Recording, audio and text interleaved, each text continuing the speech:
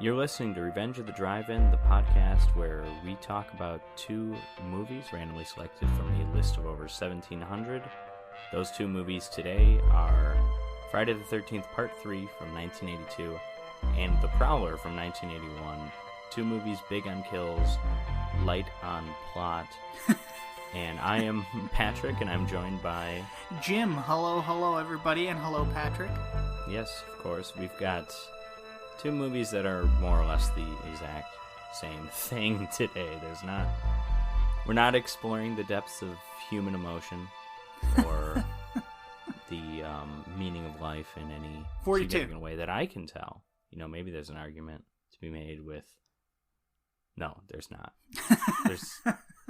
There's not. The one time Friday the 13th Part 3 tries to do something a little different, it's horrifically embarrassing, I would argue. Yes, I agree. I think Okay. I think we can get into it afterwards. Oh, absolutely. I mean, I'll just say it. I don't get it. You know, people everywhere complain about the Nightmare on Elm Street remake where they confirm that Freddy is a pedophile. Everyone has like problems with that, even though that was the original plan when Wes Craven wrote it, and then eventually it got phased out, and it, you know, maybe it's more implied in the original Nightmare on Elm Street. We go to some really weird, kind of messed up territory with Jason in this movie. I'm just gonna say that. But hey, we're starting with Friday the 13th Part 3, and I'll just start off by saying there's really three things you need to know about this movie, and those are pretty much the only three things. But you've got the same damn movie as the first two again. Mm-hmm. Right? I mean, same plot. There's really nothing to these movies in that sense. It's a repetitive series, but yeah, that's that.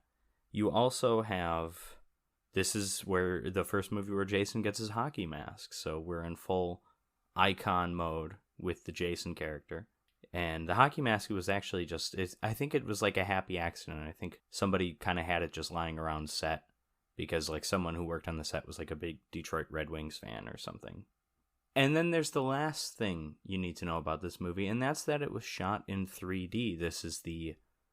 You have 3D movies in the 50s, like Creature from the Black Lagoon, like House of Wax.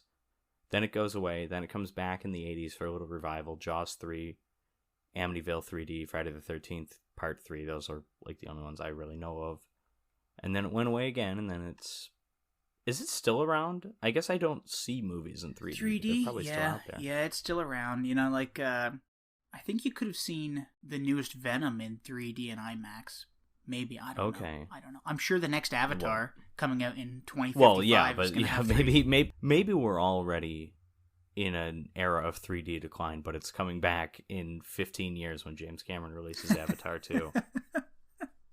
Well, you know, I think James Cameron was the one who kind of brought 3D back with Avatar. Well, yeah. I know that's why I said that.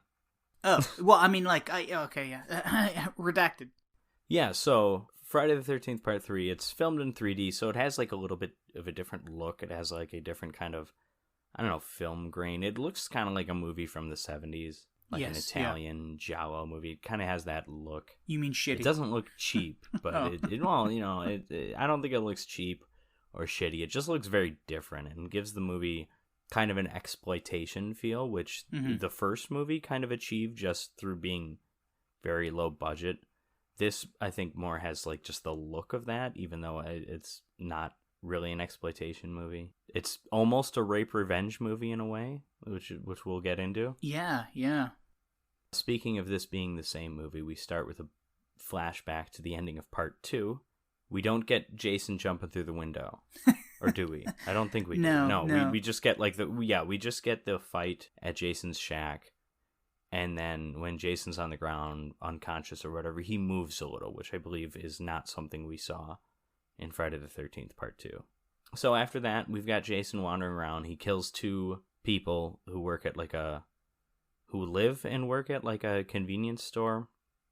It's like a southern grocery store type thing. I don't know. But anyways, we've got some fat guy with facial hair who eats fish food. He gets stabbed with a not a machete. What is that? That's a cleaver. Yeah, cleaver. A meat cleaver to the chest. And it looks like he's wearing a pillow That's exactly over his shirt when he's stabbed. Also, they've got like 80s shit humor in this movie. Yeah. Which is really out of place. Well, yeah, it's like that scene from The Legend of Boggy Creek 2 where it's just like, oh, yeah, I don't want to. Yeah, because he doesn't get killed on the toilet, but he goes to the bathroom right before he gets killed. Yeah, like as the camera's like panning up to show his pillow stuffed abdomen. Yeah, he's like shitting, and there's like all kinds of shit noises, and you're like, okay, why? Well, I don't think he has a pillow when he's shitting. To be fair, he's just a heavier guy. He wears the pillow when he gets stabbed. That's the point of the pillow.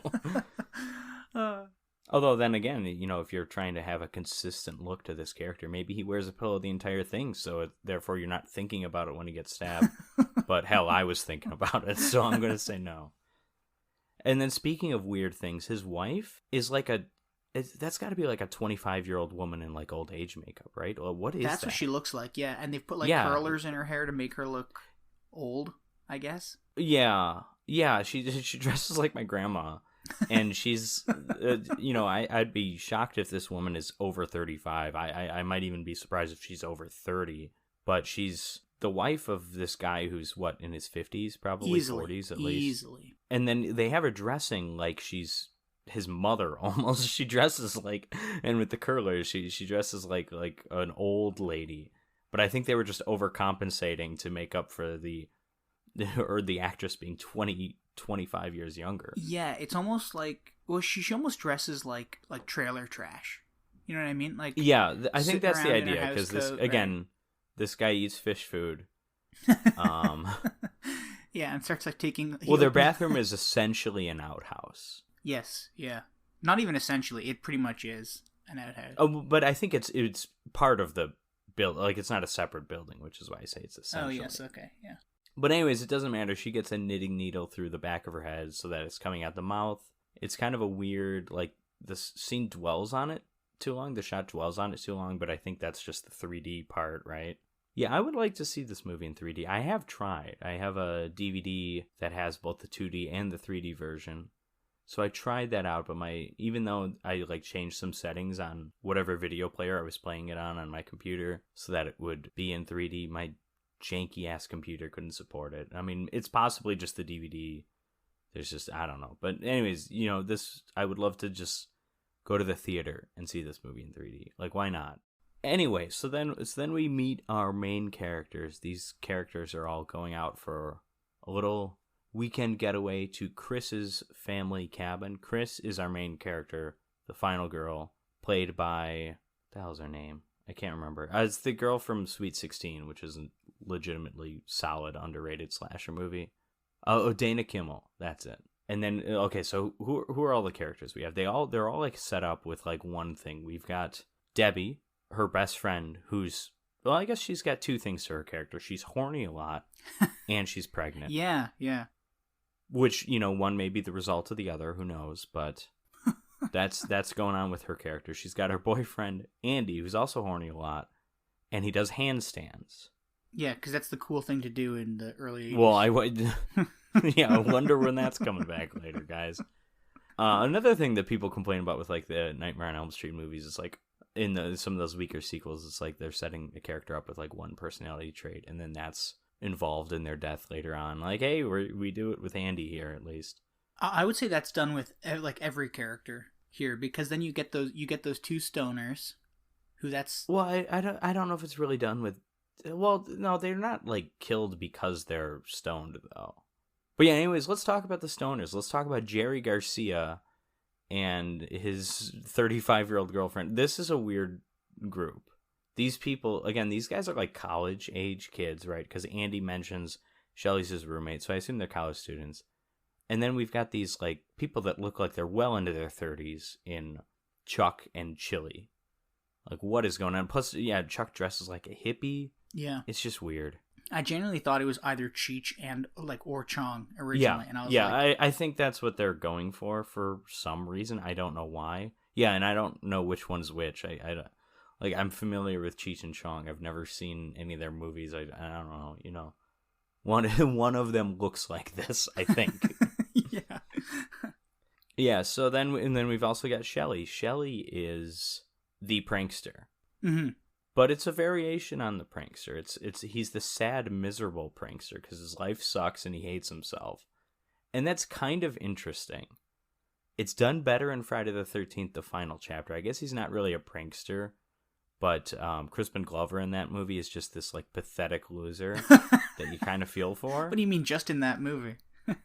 Whoa, hey, he's an accomplished thespian, that Crispin Glover. He's the son of a Bond villain, kind of. Is he really? Because his dad's one of the guys. His hands get tied like between his legs, and he gets flipped over a boat. That's his dad. Oh, in the classic film Diamonds Are Forever. Oh no! A movie that's it's not quite as embarrassing a credit as I'm pretty sure Crispin Glover is an epic movie, but I mean it's up there. The Glover name has. Danny Glover in Saw was a better role than those two. So anyways, yeah, Cheech and Chong. We've got Shelley. Shelley is played by Larry Zerner, who, I'm just going to say it, he sucks in this movie. But Larry Zerner is I'll use the word prominent. He's an entertainment lawyer who's covered the Friday the 13th trial for a while in a really kind of fun and informative way because he has the background of both being a Friday the 13th fan and someone who knows something about the law, which is probably not the case with most Friday the 13th fans, which is not an insult. Like, you'd say that about any, not everybody knows the court system as well as a lawyer, Yeah, exactly. Star Wars fans, I don't expect them to get that shit. But yeah, so he's covered that. As of now, that case is kind of done. I believe it could in theory go through another appeal. So if there is another appeal, be sure to check out Larry Zerner's Twitter account because he will be keeping you up to date on things. I'll be honest, but I said, he sucks in this movie. I have no clue what you're talking about when you talk about this Friday the 13th case. Oh, it's been the writer of the original movie, Victor Miller, was like suing Sean S. Cunningham and Horror Inc., basically saying like I should have gotten more of the profits from all these other movies because it all came from my script and stuff. And then basically that's why there have not been any Friday the 13th movies made recently. That's just like while that was in court, nothing could be done with the Friday the 13th name. Gotcha. Okay. Apparently there were Vans sneakers with Friday the 13th, and if you go to a Spirit Halloween, you'll still see Friday the 13th stuff, so maybe certain things are okay, but just not films. Yeah. Not media, I guess. I don't know. But, so let's get back to a movie that someone probably should have been sued over. Friday the 13th, Part 3. Yeah, so we meet all our main characters. Well, no, we also meet... What's her name? Catherine Parks is the actress. She's in Weekend at Bernie's. Oh, yeah. We meet... Claire? Is that her name? I have it written down somewhere. Claire doesn't sound right. She's Hispanic, first of all. I mean, the actress isn't. The character is. So it's Vera, first of all. I do have it written down. Vera and Claire, not really similar. Wait, hold on. What's the actress's name? What did I say? I don't know. Catherine Parks, you're right. It's Vera Sanchez. Where did I get Claire from? Yeah, because she's Hispanic, because... When we first meet her, her mom is yelling at her in Spanish or whatever. Who the fuck is Claire? Yeah, I don't know where Claire. I'm like, that doesn't sound right. Is that like the actress that plays Edna or Edith, whatever her name is? I don't know. Because I assume you were just looking at Wikipedia and saw the name Claire somewhere. No, I was watching the movie. I'm like, oh, her name's Claire. That's great. Well, anyways, Vera is like, she's kind of supposed to be Shelley's date. Mm-hmm. For this trip because Shelley is such a loser sack of shit and Catherine Parks Vera is or Claire, we'll just call her Claire from now on. Okay, she's Claire. Gorgeous. She's just like, oh. And then this is where we see, how Shelley feels about himself. Not just that he is a fat, boring, slob, loser, obnoxious prick, but we see that he realizes that. Yeah. This is the most character development we have in this movie, folks. So, there's one more character. We don't meet him yet, but we meet him in this next scene when they arrive at the cabin. And this guy's name... This guy sucks again. I'm sorry if I'm saying that about like every character. But it's okay, they all suck. Yeah, we've got another 35-year-old man, and right. Yeah, I mean, he's way. absolutely. I think he's supposed to be older than the others, but also given that he has a previous relationship with Chris, that's like super creepy. Like even if we accept they're like college age now, Chris is 19, 20, somewhere in that range. A year or two ago, when she had a relationship with this guy, she might have been 17, he might have been 30, who knows. It's just like and like I think this guy's downfall, the character's name is Rick, by the way, but, Rick. Yeah, I was going to get to it. Yeah, his downfall is the mood lighting. I think during the day when you meet him, he looks pretty normal, but as the movie I was going to say progresses- his downfall is a fake head that pops an eye out. yeah, that too, yeah. But no, as the movie progresses, he looks older and older the darker it gets. I see. Like he then. So I guess I didn't notice that, but you're right. I think when we first meet him, I don't get the impression he's 35, and later in the movie, I'm like, oh yeah, this guy's 35. You're like, oh my god, that guy better be careful with his knees. He might have arthritis. We should set him up with the woman who gets the knitting needle through the back of her head. They're about Perfect the same match, age. yeah. Anyways, here at this cabin, which is it's like a farmhouse because they have a barn, and they also claim to be near the lake, even though we never see the lake. Well, I mean, we do later. We do at like the end of the movie, but at some point, Debbie and what's her boyfriend's name? The handstand guy. They go to the lake to go skinny dipping. Yeah. Supposedly, we do not see it. And Shelley was invited to go skinny dipping, but he says he's not skinny enough, so he's not. And instead, he's just goofing around. He's got like a box, got a big old trunk, and Vera, or Claire rather, asks him at one point, what do you got in there? And he's like, my whole world. And we eventually seen that includes weapons used for like hunting whales. Yeah, yeah. He's got a full-on functional harpoon gun. Functional is that like if you just had a harpoon gun and like a prop harpoon or something, maybe if you're descended from like 18th century Portuguese fishermen, maybe, but it fires. Yeah. He doesn't fire it. He's smart enough. He's good enough of a person not to shoot anyone, but that doesn't stop old Jason. Yeah, and but this guy is such a loser that he shows up, like his friend gets him a date. He shows up to this cabin by a lake. Oh, he's got two separate masks, by the way. I just realized that. Yeah. Because he's got like a porcelain doll mask. Which is disgusting. When we first meet him. I think it's similar to the mask in Alice, Sweet Alice, the 1970s, like early slasher movie. Kind of looks like that. Okay, yeah. Sort of the Strangers-ish. Yeah, and then he's got the Jason mask, the hockey mask. Yeah, he's got the hockey mask. Yeah, but no, this guy's such a loser that he shows up to hang out with friends and drink, and he brings a chest full of practical jokes and gags. Well, yeah, exactly. Well, that's the thing. You need a jokester. You need a prankster in these kinds of movies.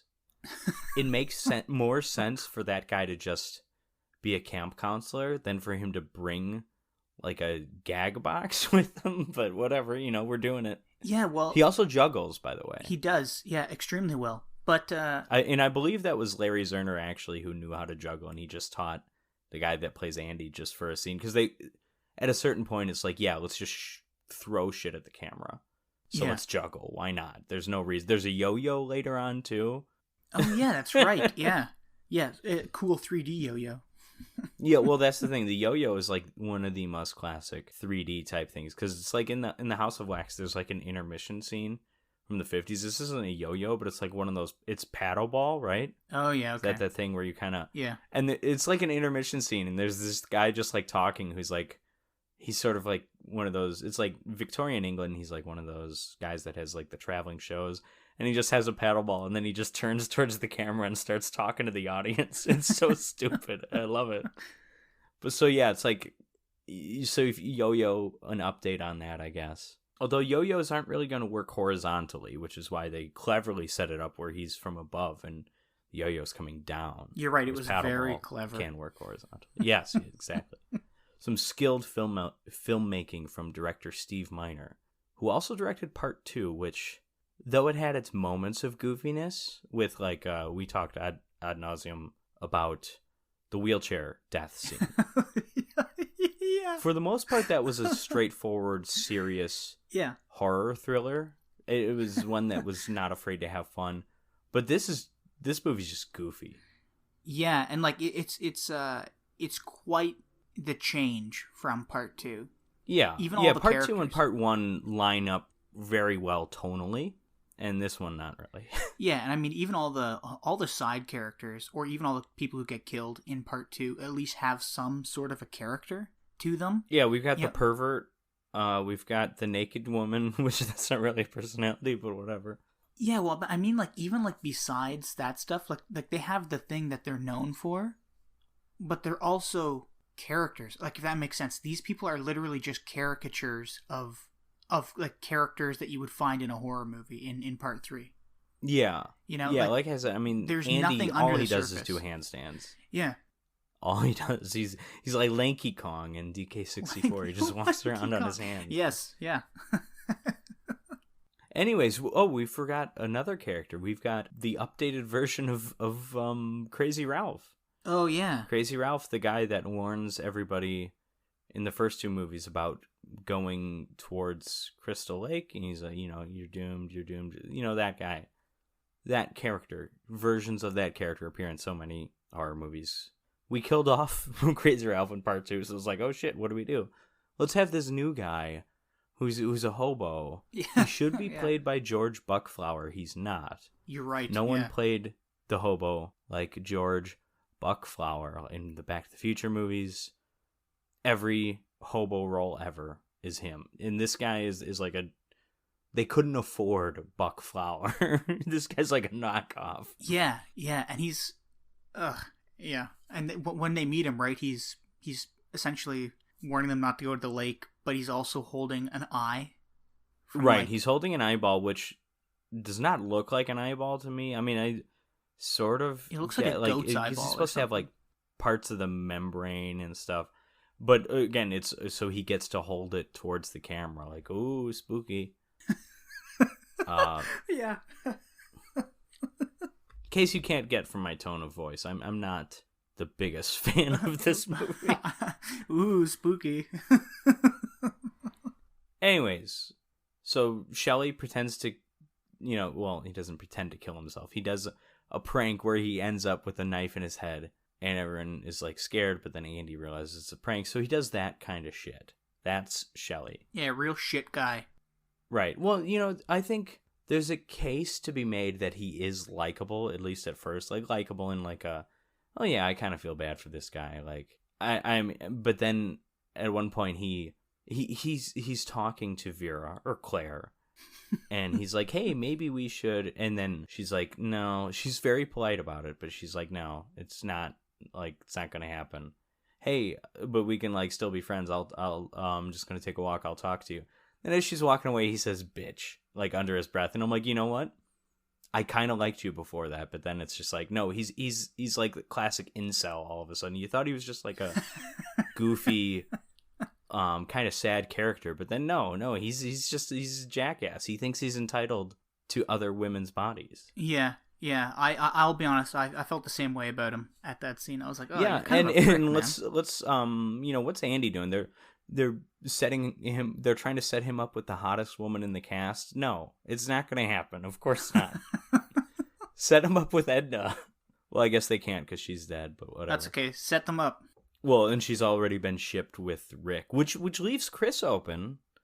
Chris is very pretty too, but yes, yeah, probably not as pretty as Vera. I don't know. That's my. They're both pretty. It doesn't matter. But yeah, they said you got to aim a little lower for people like Shelley. Just hook them up with, like, an okay-looking woman. All right, don't set him up for failure. It's like they're making fun of him. Yeah, that's exactly what it was like. It's almost like they want you to feel bad for him throughout the movie. Yeah, they don't know how to write this character, I think, because they want you to feel bad for him. Because he even says later, he's like, no, I do all these goofy things because no one would notice me otherwise, because he thinks he's a loser and stuff. Like, okay, there's an angle of sympathy there. But, I don't know. Also, the stoners hate him. Who likes him? No, yeah, literally nobody likes him. Chris is frustrated as hell with him. And it's because he does all these dumb fucking jokes. And, like, imagine, right. Patrick, you, me, some other friends of ours were hanging out, right? And this guy... David? Yeah. He's like that, but worse. Actually, maybe on the same level. But yeah, it's like and then he gets pass out drunk after one beer. Jeez. But no, I mean, like, imagine hanging out with somebody and they're constantly pulling practical jokes where you feel like you're either being attacked by somebody or you think he's dead. Oh yeah, well that's the thing too. Is like that's just you just have that in these movies. Even if you know someone, if you have a friend who's goofy and every now and then will play a prank, he doesn't jump out of the lake in a wetsuit with a harpoon gun, you know?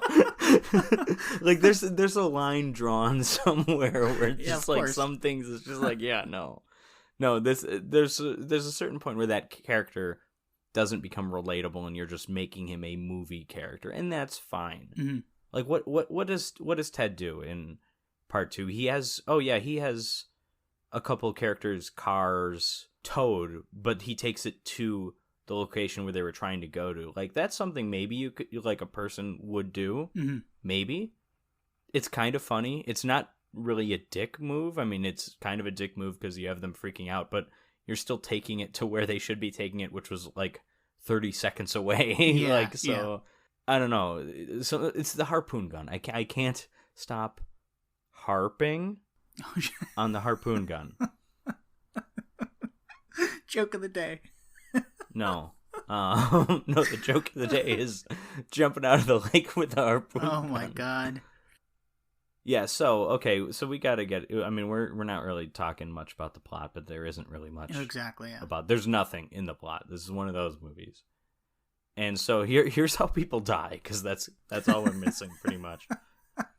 So I'm gonna get the order wrong probably, but because we have that scene where Vera goes out to take a walk, and she's like sitting on the dock. And this is right after she rejected Shelley, and then Shelley jumps onto the lake. He had time to switch into his wetsuit and everything, grab his harpoon gun. He's got the hockey mask on, of course. Well, hold on. Before you get to that, we got to talk about those gang members who get killed. They're the first deaths. Yes, of course. Yeah. Other than the couple at the beginning. Because we've got our first two black characters in the Friday the 13th series. They're both criminals. And this is also, I think, really the first time in this series. This is a recurring thing later on, but this is kind of the first time we kind of introduce characters just to be killed. Well, they end up kind of affecting the plot in a way, but look at the other, the earlier two movies. And it's like, okay, the characters that died were either, they were, not that they had a lot of character to them, but they were around in the movie, and there was reason to believe they wouldn't just immediately get killed. You know what I mean? Mm-hmm. And granted, these ones don't immediately get killed. Yeah, but you're right. And these ones do affect the plot. Yeah. Because they do siphon the gas out of the van.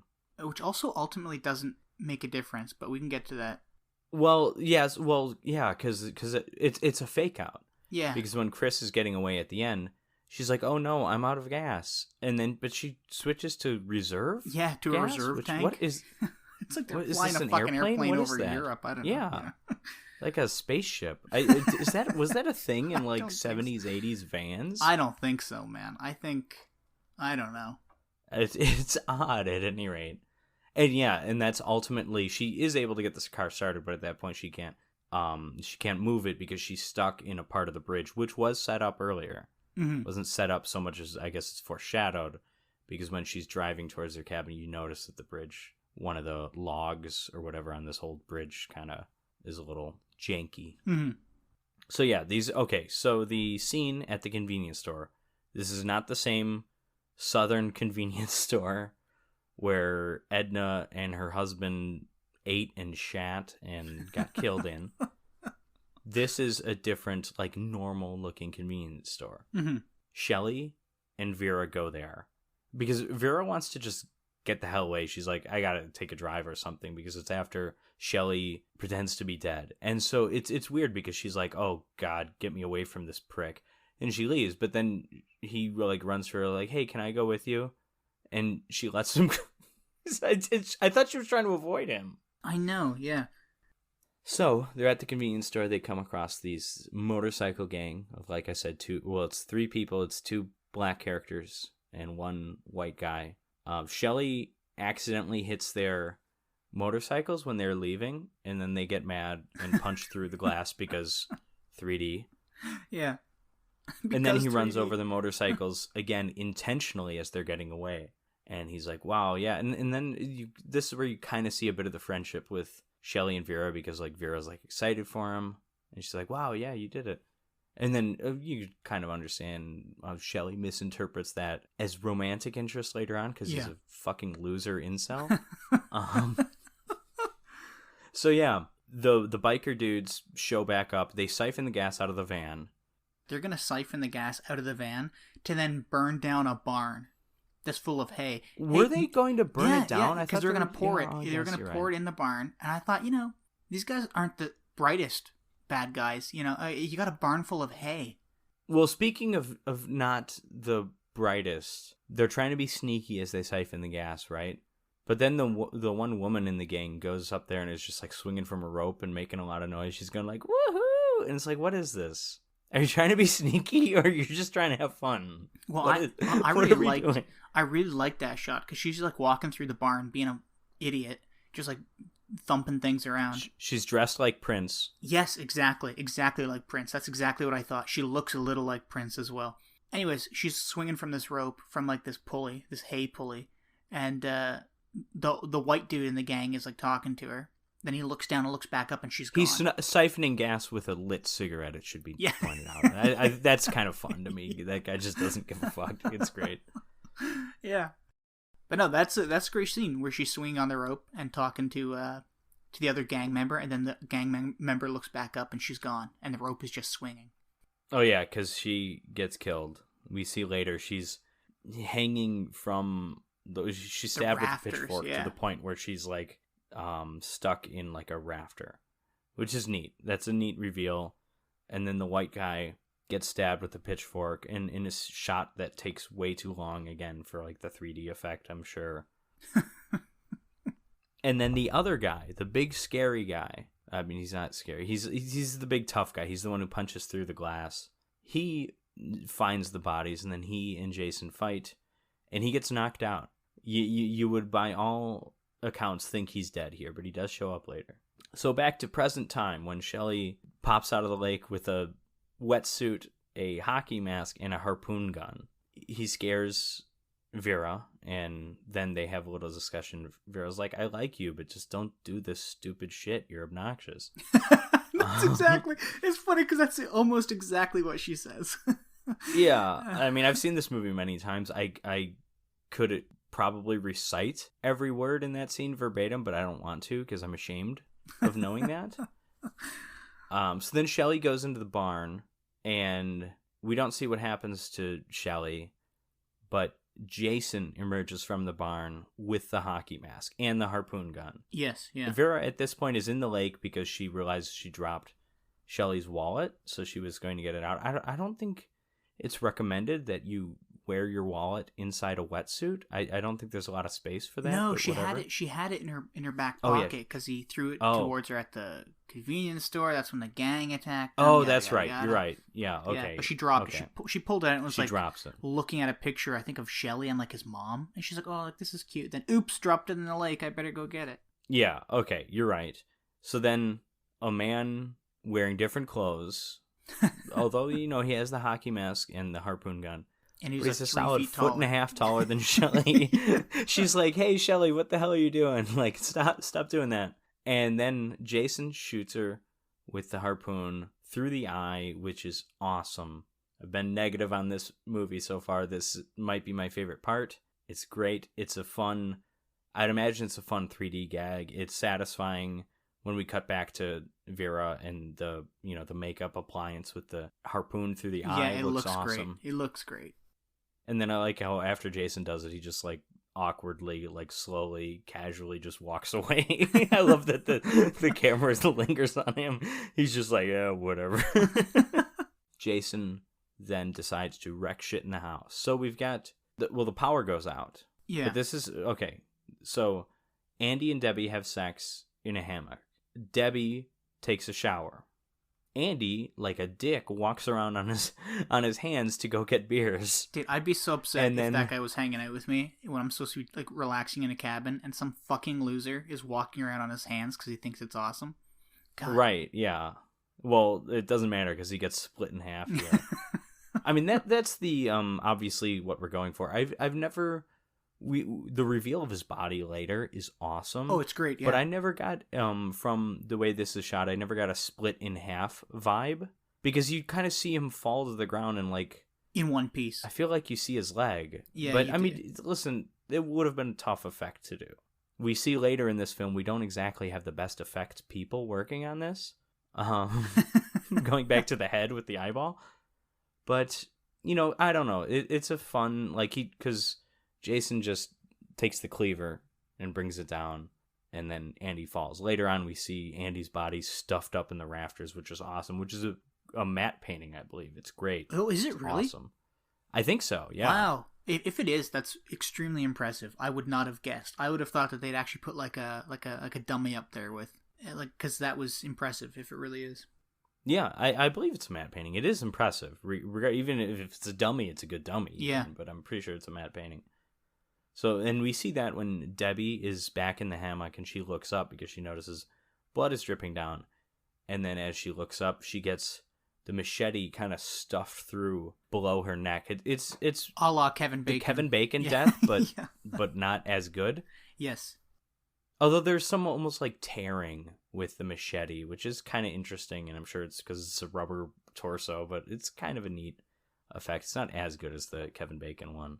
So then Jason cuts the power, apparently. And then we're back to Cheech and Chong. Chuck goes outside to he's going to fix the fuse. In a pretty neat shot, he turns it, he turns the light on, and then we see like Jason behind him. Like, that's pretty cool. And then what does Jason do? Jason just throws him at the thing and electrocutes him to death, which is, it's fun. Well, so he gets the power back on, but then Jason, Yeah. seconds later, Jason puts the power back offline. So then we've got Chili, who's the 35-year-old girlfriend of the 55-year-old stoner teen. Yeah. She finds Shelly. Shelly enters the house. He's got like a slit throat. And she thinks, obviously, that it's a prank. But then after a while, she realizes, oh my God, wait, you're dead. And then she starts screaming for everyone. This is some of the worst acting I've ever seen in any movie. Because she's just like, oh my God, Shelly's dead. She's just like screaming. She's running around with no sense of urgency. Yeah. Like, I get it, the character is panicking, but I do not get no sense of panicking urgency woman and vibe no from sense of this. direction either. Oh, yeah, and You know? she turns around when the door blows open because spooky wind. Anyways, I mean, it doesn't matter. Jason picks up a fireplace poker and stabs it through her torso. I like that. Yeah, Like, there's some steam coming from the body as it happens. That's cool. I like that one. That one's my second favorite kill, I think. I think so, after the too. I harpoon think, gun. the harpoon gun is definitely my favorite. This is either my number 2 or 3. There's a kill that's both bad and good that we haven't gotten to. That might be my number 2. I don't know. I have to think about that. Oh, and all this time, Chris and Rick have been out talking, and then their car wouldn't start, so they had to walk back. But this is where Chris reveals the trauma that she had a year or 2 ago, and this is what are we doing here? This is uncomfortable. She, several years ago at the lake house, or maybe just last year, was attacked by a man with a deformed face, and she was likely raped. They never say raped.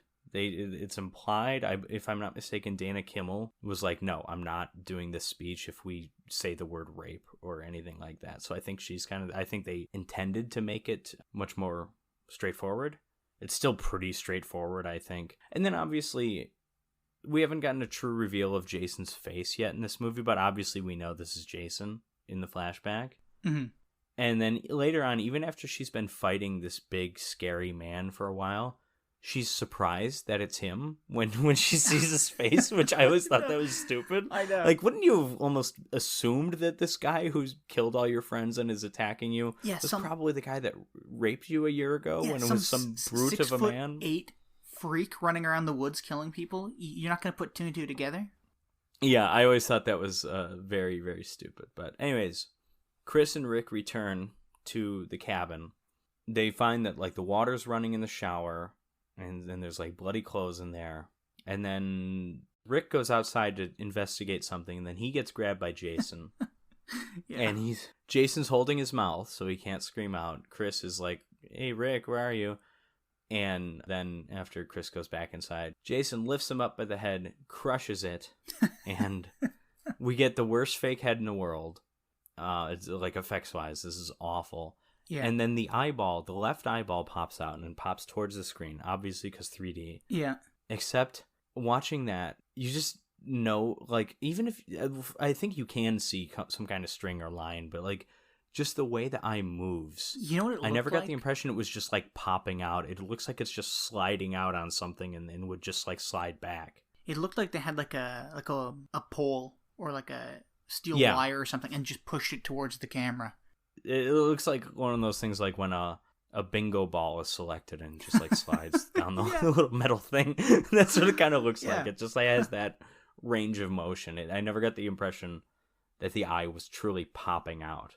But anyways, both a great and terrible kill. The effects are atrocious, but I do love the idea of crushing a dude with your bare hands. Yeah, that's whether or cool. not the eyeball comes out. I mean, it really is just that motion, that action is just fun.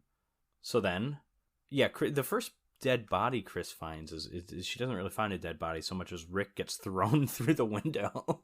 I laughed so hard because she's cowering in the corner. She's closing the doors and windows because like the wind is knocking them open, and she's keeps repeating Rick's name. She's like calling for Rick. Yeah, she must say Rick probably 30 or 40 times in this scene. And then his body's just chucked through the window.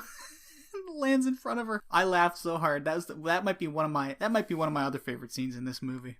So then Chris runs upstairs as Jason comes through the window, starts going after her. She hides in a closet, finds Debbie's body. This is when Jason starts busting down the door, and she pulls the knife out of Debbie's body and uses that to fight back. So she starts coming at him and kind of like stabbing and swiping the knife because 3D. And then eventually stabs him again in like the leg. And then as she goes to run away, Jason throws the knife at her, which is pretty cool. Then she escapes out a window, like a second-story window. She kind of falls down as Jason's like tearing at her jacket. And then she waits at the front door for Jason to come through and then hits him with like a board of wood, which I would have just been It's running, like slapstick at that point. It's like it something is out a of little like bit, Laurel and yeah. Hardy or Three Stooges. Well, Jason does get kicked in the balls in part 2, where he hit in the balls at some point. So this is sort of that. But yeah, anyway, she then gets in the van, as we were saying, starts it, but runs out of fuel. Turns on to the reverse fuel, then starts the autopilot up, and unfortunately her spaceship cannot take off because it is stuck in the wooden bridge. She was not able to reach warp speed. Right, yeah, she gets out as Jason crashes, head first through, like, his head through the driver's side window, which is kind of neat little 3D thing. Use your hard. Well, first of all, I guess, everyone knows what Jason looks like, but this is the hard plastic goalie hockey mask, which is this. I'll say this is like perfect timing for this movie or whatever, because you want an iconic look for your horror movie killer, right? Mm-hmm. Nothing that iconic about the potato sack. It's not bad. It's functional. Yeah. But it's not hockey really mask scary. is like, okay, we're trying something different. And we're taking an ordinary object. But even at this point, it was becoming not really ordinary. You might still see it on like with kids playing like rollerblade hockey in the street. But the NHL, I believe, was moving to the full-on mask, like the helmet with the bars and stuff. At this point, I think that transition had really already started for goalies. Like if you're just a forward or a defenseman, you just wear, there's no mask, there's just a helmet with a chin strap. But I don't think goalies were really wearing this, or if they were moving away from it. I think what they did for the long time, the NHL, as they changed their like helmet and mask rules, if you were in the league before those were mandated, you could wear what you were always wearing. So I think you have like 58-year-old Gordie Howe not wearing a helmet whatsoever as he skates around. It's a thing. Look him up. So yeah, but so this kind of hockey mask was already phasing out, if not entirely phased out. So it's like from now on, unless you're old enough to remember playing hockey or watching hockey at a certain point, the hockey mask you associate more with Jason than you do even with hockey. Yeah. Which is just kind of brilliant, probably accidental timing on their part. So the little chase fight eventually heads to the barn, where Chris hides up in the rafters. Jason starts tearing down the barn because this was the last day of shooting at the barn set, so the actor had permission to just tear shit down. That's actually what happened, which I love. Chris is hiding up on the rafters, and we see the actress Dana Kimball struggle to make it look convincing that she would fall from here, and it's not convincing because she's literally on top. The board is about as wide as her. She's on top of it. It is fully supporting her weight. To fall from here, you have to go out of your way. You have to go off the side, and that's exactly what happens. Yeah. It's so bad. But Jason doesn't see her, and he's like ready to leave, and then he hears her struggling up there, and then she falls towards the camera, hits him, knocks him over, and then she ends up going back up, knocking Jason out somehow, and then she hangs him from the you used a term earlier. What was that? Like a the hay pulley thing, whatever it is. The hay pulley, yeah. She hangs him from that. A good old necktie party. As she kicks him off there, and this is a fun shot with him tumbling towards the ground on the rope, and then the rope, it doesn't snap, but he hits the length of it, and then it's like, okay, yeah, he broke his neck, right? So she goes back down, she opens the barn door, and wait, why was the barn door closed? Because he came in it. Oh, yeah, did he close? Closed it with yeah, he closed it, I guess, to make sure she didn't escape. Okay, Mhm. That's right. Yeah, that's weird. Whatever. But she opens it up. Jason's there, and then Jason eventually comes to, and he has to like pull his mask off to like get the rope over his head. And this is when we see spooky Jason face. He kind of looks like Sloth from the Goonies a bit, maybe more than a bit. Yeah, maybe more than a like bit. him. Yeah, this is Richard Brooker, who's like a stuntman. I know he's in like the Death Stalker movies. He had like a bunch of credits. He's like a big stunt guy who specializes in playing monsters, I guess. So this is our reaction where Chris is surprised to see that it's this other big hulking monster that she encountered once in her life. Then Jason's coming at her, and then all of a sudden the big tough motorcycle guy comes too, and he gets up and starts fighting Jason, immediately gets his hand cut off. And then Jason has his back turned to Chris as he just wails on this already dead man repeatedly with a machete, just like really getting in there. Giving it to him. And at this point, Chris has had enough time to pick up an axe, which she hits him in the forehead with when he turns around. And then when the axe hits him in the forehead, there's like a moment of pause. Then he sticks out his arms, because 3D, and Jason eventually falls to the ground, supposedly dead. Chris then, for no reason other than we did this in the first Friday the 13th movie, goes out onto a canoe and and goes out into the lake. And then she wakes up in the morning. It's bright, it's sunny. We see just how disgusting this lake is. Like, there's no way in hell they would have called this place Crystal Lake. Yeah. It's just, there's like leaves everywhere. It's just like disgusting. a swamp. Yeah, it's basically a swamp. Yeah, it's so nasty. She sees in the house, not in the barn where he was killed, she sees Jason upstairs in the window. She sees him upstairs in the window. He's got blood all over his forehead. He looks really creepy, and he like sees her, and he starts like scratching at the window. Then he eventually comes out, through the main floor, and he starts running at her. I just want to say, he busts through that door like the Kool-Aid man through a wall. He hits that door so hard, it flies off its hinges and like lands on the lawn. And I'm like, oh my god, this is terrifying. Yeah. And all this time, Chris is trying to row away, but she gets like stuck on something. And then she eventually looks back, and Jason's gone. He's nowhere to be seen. And then Jason's mom jumps out of the lake and pulls her down, because exact same stupid ending as the first Friday the 13th movie, except not scary this time and just much dumber. Yeah. Like, why is Jason's mom, like, Chris didn't even know who Jason was, didn't know there was a mom, so if this is a dream, why is she dreaming up the mom? What is going on here? It's stupid, but hey, it's a dream. And then we see police attending to Chris. They put her in the back of a... They should put her in an ambulance or something. They put her in a cop car, which like visually that says she's getting arrested. I know she's not, but just put her in an ambulance. They put Ginny in an ambulance, in the back of an ambulance at the end of part 2. Just do the same thing. And she's kind of like screaming, but also kind of like laughing. Like, okay, she's probably lost her mind, and that's fine. Then the movie ends. So, Jim, what did you think of Friday the 13th, Part 3? Patrick, it was really boring. It was really boring. Was not that great of a movie. The kills, I think, were mediocre for the most part, like compared to our next movie anyways, I think. Yeah, I don't know. I guess that's all I really have to say about it. I know from the way you've been talking about it the whole time that this one is definitely not your favorite. So, yeah. What do you think? Yeah, this is not a hot take for like lovers of film to say this is a bad movie. It might be a hot take for like Friday the 13th fans, because I think generally this movie is well liked. You know, is it really? Mask, and for like Friday the 13th fans, I think. Ugh. This isn't one of the 2 or 3 that gets continually derided at any rate. And I will say this movie might be my least favorite in the series. It's definitely up there. I think it's probably got the fewest redeeming qualities in the series. I'm not the biggest Jason X fan. I don't really like that movie, but that movie has at least kind of like a fun meta tone that I could see people really enjoying more than I did.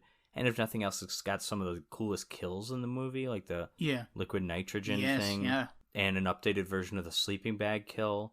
Jason Takes Manhattan sucks, but at least we get 30 seconds of Jason actually walking around Manhattan, which is kind of fun. I like when he kicks the little punk's stereo. I like when he's just going through the subway, like pushing people out of the way. Like, that's kind of all I enjoy about that movie. Well, actually, he punches someone's head off too. One of the best kills. Part 5, it's kind of only got the nudity and just the overall trashiness, but I still think that has more going for it than this in terms of just like something that's a little different and kind of enjoyable, even in a guilty pleasure kind of way. This movie just doesn't do a whole lot for me. Yeah, I don't know. It just feels like they were lazy with this movie. They were like, well, people like the first 2. Let's just do something similar. But it's almost like they cut out all the things that people liked about the first 2. You know? Especially, one is interesting and creative kills. Well, I think they do that. I think they just don't do a good job of it. Maybe you're right, yeah. Because, I mean, harpoon through the eye, head crushed between someone's hands with the eyeball popping out. Yeah, I guess dude it's just kind shitty. of getting split in half with a meat cleaver. Like, they're trying, at least in that sense, but it just doesn't work as well. I don't know. I think some of it is just the movie's not as interestingly shot, and I think a lot of that is they're just trying to do the 3D stuff, like juggling, yo-yo. Yeah, that's just as important in this. Those gags are just as important in this movie as like the kills. Yeah. Yeah, so, it's like this movie was a vehicle for 3D effects. So this movie was a vehicle for Larry Zerner's juggling skills. Yeah, he's like, hire me. I'm a great juggler. I'm great at kids' parties. Look at me. But I think this movie does, like, even what the original or the first 2 films might not have done great. I think this movie just does a worse version of them. I think the final girl here is mediocre at best. They tried to spice things up by throwing in a rape scene, if you will, like the rape backstory. And that to me really doesn't work. Like, that to me is so we don't fully know and appreciate what Jason is yet, so we're just trying something out. Mm-hmm. And it didn't stick. None of the other movies did anything like this, but they're like, Jason's only been the killer in 1 movie. Let's try something. And then it obviously just, again, no one talks about it. Everyone complains about Freddy being a pedophile. This to me is more jarring because it's less in character than Freddy being a pedophile in the Elm Street remake. Yeah, it really comes out of nowhere because you have like this hulking beast of a mindless, or this hulking beast of a man who is essentially a mindless zombie. Listen, if there's anyone in this movie who raped someone, it should have been Shelley. Yeah. You know what I mean? I mean, I know that's exactly what you mean. He's yeah. But let's just not talk about rape in Friday the 13th movies. This might be the only movie that does it. I can't remember. Well, no, I guess in part 8 there's a couple of junkies in the mean streets of Vancouver, Manhattan, who try and take advantage of the main character after they drug her up. I guess there's Freddy versus Jason. Someone's about to be raped, and in both instances, Jason ends up killing the would-be rapists. Not that Jason is a moral character, but just in these movies, like, we understand we don't need to see this, And if someone is about to rape someone or someone rapes someone, we want to see the rapist punished, even if it's Jason who may end up killing the person who gets raped too. You know, like, we still want to see that. Yeah. I don't know. Yeah, that's really my thoughts on this. It was just a boring, slow movie with mediocre effects and kills, and the characters were just we kind of gotta shit. say, Stan Winston has some kind of credit in this movie. I didn't see his name in the credits, but he's listed on IMDb. So if this Stan Winston was involved in these kills and these effects, it's probably a career low for him. He was also involved, because Stan Winston, right, Aliens, he's involved in Jurassic Park, all these big special effects movies. He is also, according to IMDb, he's like listed under Friday the 13th Part 2 as well, but I think he was originally hired to do that, but then left during filming to do something else. So it's like maybe some of his work is still in that movie. But yeah, I don't know. Stan Winston, you know, Pumpkinhead, the best creature design in film history. Stan Winston has a proud history of that kind of thing, but this doesn't cut it. Yeah. I'm not entirely sure what happened with this movie, but it's all mediocre. I think that's, if you could choose one word to describe, or I think with the, you know, have you heard of like with music, it's like, what is that called, like third album syndrome or something? Or Are you familiar with what that? No. Where it's like, it's usually when most bands sign a contract or when they form a band and start releasing music, most basically have enough material written and perfected to release like 2 albums. And usually that third album is like when they've run out of old material and they have to do new stuff. And so there's like a trend with a lot of musical acts who like their third album is like a dip. Even if it's not like a terrible album, it's like not as good as the first 2. And then maybe after that, they kind of perfect their craft a little bit. Doesn't happen with Elvis or Johnny Cash, though. Well, Elvis didn't write his music, so yeah, he relied on other people to do. He just, if the writers couldn't get that shit done, he'd just hire someone else, I guess, right? or the Colonel would, rather. Yeah. And I don't know what Johnny Cash's third album is. Are you confident? Are you I have no willing clue, to be honest. yeah, exactly. It might suck. Well, I don't know. It's not with his hot and blue guitar. That's his first album, right? Johnny Cash with his hot and blue guitar. Listen, I'm looking up what his third album is right now. Back then, especially because like early music and stuff like that, like the albums are all short. He probably released a compilation album of some sort before he even did a third album. Dude, you're right. It was shit. I'll tell you why. And I'll tell you why. Johnny Cash, you fraud. You know, so here's his first album, Johnny Cash with his hot and blue guitar. Right, one of the most underrated album titles ever. Yeah. The next why album, why does it matter that his guitar is blue? I don't know. Is it because his guitar's sad, I guess? Because he's singing sad songs? songs? Yeah, I guess so. But like hot and blue, like hot sounds and like sad. Well, I mean, no, but it's like just including that phrase makes it sound like that is a phrase that's like been said before, and it's not. No, it's not. No one has ever, like, black and up. blue is a thing. Yeah. Like, what should we call Black Johnny and blue, Cash like and his you're guitar? bruised. Hot and blue. Yeah, there. Hot and blue. Yeah, that is a phrase that carries no meaning. Yeah. Then his next album was The Fabulous Johnny Cash, which is a great album cover and a great album all around. The third album is a shit album, and I'll tell you why. It's because, and listen, it's not that I have anything against it, but it's called Hymns by Johnny Cash. And that's his third album. Right, because it should be hymns. They.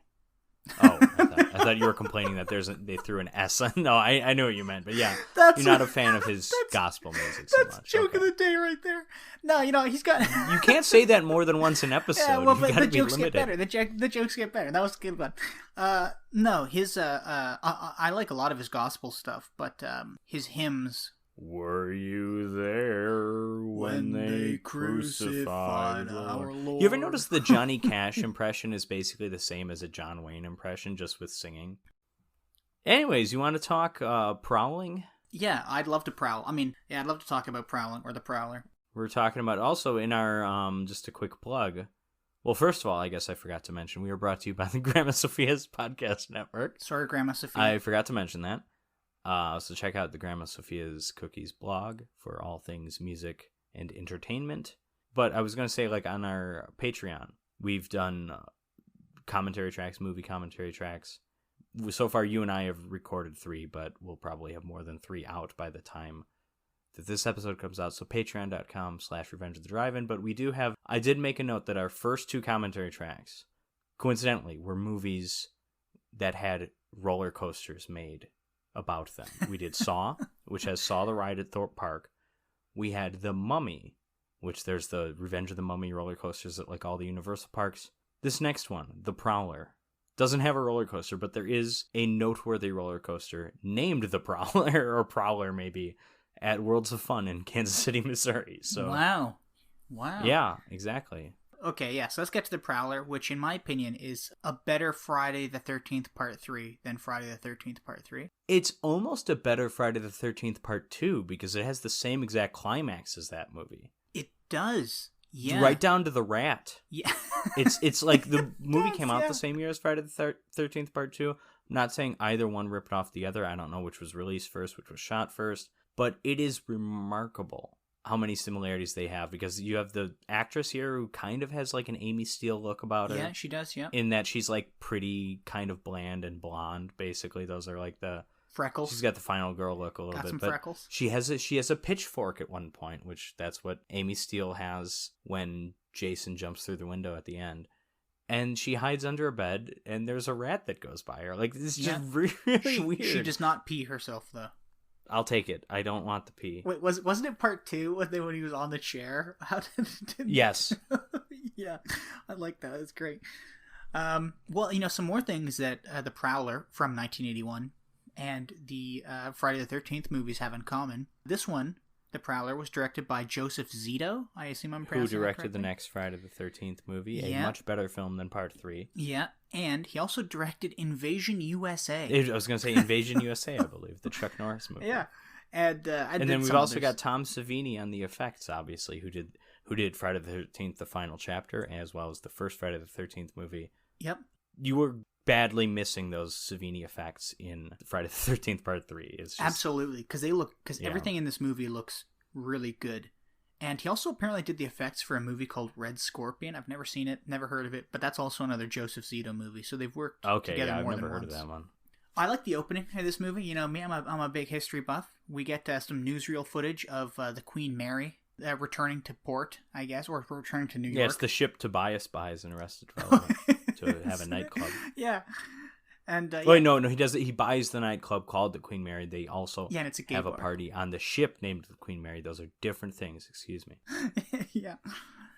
Anyways, so we got this newsreel footage of all these American GIs returning home in I guess it's supposed to be 45 at the end of the war, at the end of Wikipedia said 44. And That's- I'm like, yeah. that's war ends in 45. Well, I so don't know here's what the the thing. hell So that's they about. return in 45, but then we cut to a woman named Rosemary reading a Dear John letter that's dated like Yes. March of 44. Right. And for anybody Yeah, who that's the 44. yeah, and like for anybody who Yeah, doesn't know, these GIs aren't returning after the fall of Sicily. They don't give a shit about that. The war's still going on. yeah. That was actually 43, I think, come to think of it. But who Sicily, cares? I think that was 43. Yeah, Italy fell in 43, I think. And they've Yeah. been falling since. And oh no, poor Italian. For anybody who doesn't know what a Dear John letter is, it's just like a breakup letter that a lot of women wrote to their GI boyfriends in World War II or Vietnam or Korea. Well, or hang on. whatever. We got to explain. So a letter is a thing that you write with your pen and you mail to someone. Listen, And a stamp it's is 2021, Yeah. Jim. We've got to update people. goddamn kids today and their smartphones. This woman, Rosemary, reads out this letter. She's breaking up with this fella. And then we cut to the year after, like 1945 at some point. Rosemary is going to a graduation ball with her new boyfriend, Roy, who's also like a GI, I think. And I guess No, he's French-Canadian. His name's Wah. Yeah. You're an idiot. More hockey goalie connections. Yeah, there you go, yeah. I really like the stuff they added in the beginning. They added like a little tribute to Glenn Miller, who, Glenn Miller of big band fame, he was shot down over Europe in like 44. I think they found out that he was shot down by the Allies by accident in recent years. But, fuck, where am I? Oh yeah, so anyway, so they start dancing and stuff, having fun. The frisky couple decide to go to Lover's Lane and start getting a little busy. But while they're out there enjoying themselves, a guy dressed like a GI, who I assume is probably a GI, shows up with a pitchfork and a knife and runs the Like a couple bayonet. Yeah, yeah, yeah. The knife's like a bayonet. Like Yeah, now, I mean, I saw people talking about it, and they called it a bayonet, but I don't know, it looks more like a K-bar to me, but that's, Well, I don't know. No one knows what that is. Okay, That's okay. All you we're history talking people to out an there, audience Kmart. that doesn't know what letters are. We gotta, but yeah. So Yeah. more pitchfork deaths. Yeah, We more got it pitchfork deaths. A couple times with the biker dudes. Yeah, and yeah, so this guy, this GI, who you can't see his face, he's got like some cloth material pulled up over his face. It's a neat outfit. It's a good look for a killer. It I is. think. Yeah, he runs up to the two making out, and he just runs them through, both of them together, with this pitchfork, and it looks really great. It's gruesome. It's bloody. It looks. This is also, believe it or not, I mean, this is great. This is probably the most mild kill of the movie too. We see a lot more gruesome stuff later on. So this is like, yeah, it lets you know it's like, okay, this is gonna be a pretty violent movie, but then the movie still can surprise you later on with where it goes. Oh, for sure, yeah. And after he kills him, he leaves a rose, right? On a rose, yes, rosemary. Yeah, as kind of like it's almost like a calling card. Yes, yeah, that's exactly what it is. It's like, here's a riddle for you, Batman. Riddle me this, Batman. Yeah. Then we fast forward to 1980, and we're in Avalon, California, which is, I guess, where the beginning of the movie was at as well. It's pronounced. I know you're Canadian. It's pronounced California. Oh, my apologies, California. But it is Arkansas, just for the record. Avalon, California. People are getting ready for the first graduation dance held since 1945, and they haven't been held since 1945 because of the murders. And yeah, I was gonna say maybe it's the more American endless war thing. Because you got Korea, you got Vietnam. Yeah. You don't have a lot of time of peace between those. Yeah, 1980 is the first time you can really catch your breath. So we meet Pam, senior. She's prepping for the dance. She's pretty excited about it. We also meet the pervy sheriff's deputy, Mark, who loves ogling the girls, putting up this he sign. loves high school girls. Yeah, he's the Matthew McConaughey role. Yeah, that's exactly it, yeah. Pam and Mark head over to the police station, and the sheriff, he's going on a fishing trip, but there's a bit of problem outside of town, or there's a bit of a problem. There's like a carjacker or a thief or something, right? Like some guy. Yeah, they used yeah. Okay, well, first of all, we got to talk about who this guy is. This is Farley Granger, the lead role in Alfred Hitchcock's Strangers on a Train. He's also in Rope, so he's like a classic actor, and I like a lot of these, like even the sleazier, like early slasher, like horror movies. They get these like veteran actors, these people who like, maybe they don't have a big career going at the moment, but they get them in there as just like, oh, it's a name that someone will recognize. But meanwhile, like if you're a teenager going to see the Prowler, you don't know who the fuck Farley Granger is. Like it's kind of a weird decision, but it's probably like they can get these guys kind of cheap because it's that's what Betsy Palmer is in the original Friday the 13th. Yes, yeah.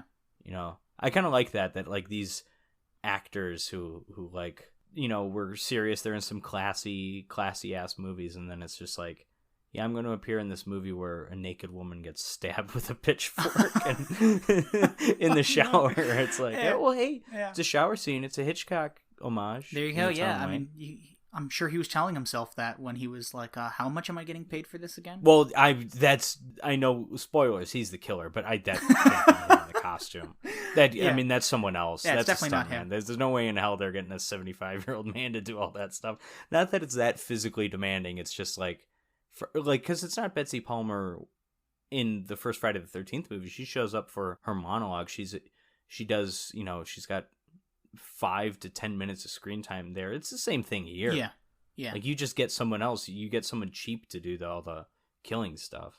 It's probably Tom Savini. Oh yeah, it might be. Tom Savini, like hands-on approach to the effects. He knows how those props, when their props are going to work. So it probably is him. Yeah, you're probably right. Or it's his right. assistant or something. Yeah, so we meet this good old sheriff. I don't want to call him a good old boy because he's like better than that, But he's going fishing, so he's leaving the deputy Mark in charge of everything. Right. And while this dance is going on and stuff, really not much happens. Just like lots of filler stuff throughout this. Oh, yeah, no, nothing happens. This movie is just, it's kills and filler. That's all this movie is. There is no plot. And you know what? I'm just going to say, I love it. That's what I like about this movie. This movie has as little shame about itself as it has plot. That's exactly it. And I totally agree with you. It is a shameless slasher exploitation nonsense, and it's beautiful for what it is. If you like that kind of movie, I can totally understand someone not liking this movie, because it's very gory, it's very violent. Some of the kills are genuinely, like, one of them in particular is genuinely, like, disturbing, and I don't really like, even if I appreciate the effects and everything. But it's just like, sometimes you just don't want to waste time on character or plot. Absolutely. You just want to see, like, absolutely. and this to me is like, because Friday the 13th Part 3 kind of half-asses it with, like, sort of a little bit with Shelley, we're like trying to do something character, it just doesn't really work well. It's like, I appreciate a movie that A, nails the kills better than Friday the 13th Part 3, but also B, doesn't bother wasting time on the stuff that Friday the 13th Part 3 ultimately kind of wastes time on. We can compare this to like a Universal movie, one of those early Universal movies, or even like when we were doing the commentary track for Frankenstein Meets the Wolfman. They don't fuck around. They're like, this is what the movie is. We're going to get you from beginning to end, A to B, as fast as we possibly can with what you want to see in it. You know what I mean? Like, right. Yeah, it just runs through from beginning to end. Couple kills. Like Frankenstein Meets the Wolfman, too. We get random musical numbers, although they're less random here. Yeah. Because there's a dance and there's a band playing. You're right. A little inexcusable in Frankenstein Meets the Wolfman when that German dude just starts singing, but whatever. Well, since you brought up the dance, let's skip to that, because Pam and her friends are all getting ready to go out to the dance, and Pam and most of her friends leave, but she leaves one of them behind. I think her name's Sherry or something. I don't think I got a single character's name in this movie. Yeah, it also doesn't matter. They're people. Yeah. No, exactly. That's why. Yeah. So anyways, one of her friends stays behind. She's still showering, waiting for her boyfriend. Then her boyfriend shows up, and he's going to hop into the shower with her.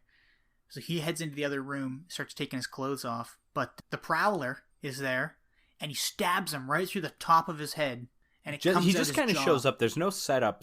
I don't think we see him lurking outside the building or anything. No, he's just there. But you know what? There is a bit of a setup. Where I breezed past it. It was when... I know other scenes, it's not just like out of nowhere, but I thought this scene was. There's really no setup to him being there, but when all the girls are getting ready, putting their dresses on, putting their makeup on and stuff, it's intercut with the Prowler, like lacing up his boots, cocking his shotgun and everything. Well, yeah, but you don't know where he is. Then. No, exactly. No, I see what you mean. But yeah, so the bayonet, or K-bar? Yeah, I don't know.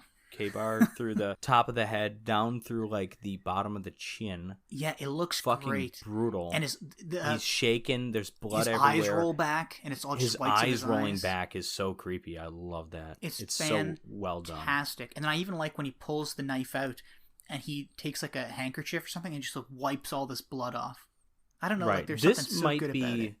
This might be Tom Savini's best work, at least in the horror slasher realm, because at least the most underrated stuff. The most underrated. Well, anyways. Yeah, I mean, I think The Burning's up there, but like, because he's got his zombie effects in like Day of the Dead, and that's like the most amazing thing you've ever seen. Like when the original Superman film came out, because that movie had groundbreaking visual effects for its time. The tagline was "You'll believe a man can fly." The tagline for Day of the Dead could have easily been "You'll believe a man's guts can fall out while he's moving."